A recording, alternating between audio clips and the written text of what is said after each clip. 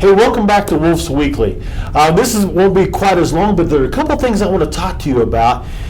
We in Woodland Park School District are really making a renewed focus, and maybe not even a renewed, maybe a new focus on becoming. And what we want to become is real. So many times as I watch schools trying to reenact things they've done for the 50s, 60s, 70s, 80s, 90s, even yesterday. And our kids don't need that. We've got to prepare them for the future. So you're going to hear from me over and over the next few weeks talking about getting real. We're going to get real with what we need to be able to educate our kids and be able to educate them for something that we haven't even dreamed up of yet. Guys, we live in exponential times. Think about parents when you were young. When you got out your smartphone, when you were in 8th grade, you didn't have it, did you? No, you didn't have a smartphone. You might have had a flip phone. Some of you guys that are very young. Some of you older folks, we didn't have cell phones. Computers, what do we have for computer access? Internet. I remember the first time I ever saw the internet in action was in 1994. I thought this was a miracle that we could do that. To think that we could have something we could pick up online from China. Who would ever dream of such a thing? But boy, do we live in exponential times. Things are changing so fast and getting so much faster. And with so much more information doubling now at a rate that we can't even comprehend.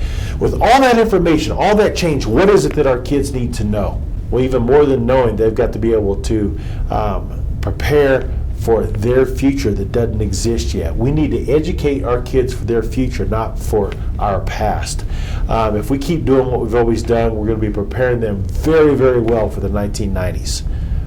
The 1990s have passed. We've got to move on from that. So we want to have our kids to really focus on them being able to access, analyze, apply, and create using the tools of our time now and the time in the future. The tools that you had, some of you guys are young enough, you may have had some of the basic computers. If you're me, man, it was the calculator. What a big deal. You know, I paid $80 for a calculator I can get out of a box of cereal now. And our technology's changing so quick. The technology we're using now for our kids, the ability to be able to access, analyze, apply, and create that we have now will be obsolete when they hit the job market. And we know when they hit the job market, chances are their career is going to change 5, 6, 10 times in their lifetime because things are changing so quickly.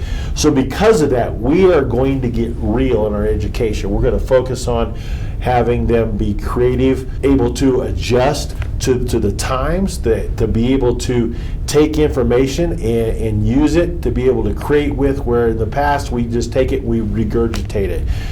We want them to be critical thinkers in what they do, to be able to look at something and be able to analyze what that's about. And even the most important thing that I think we need to focus on, and we are going to focus on, is teaching them how to learn. And if they don't continually learn, they're going to struggle.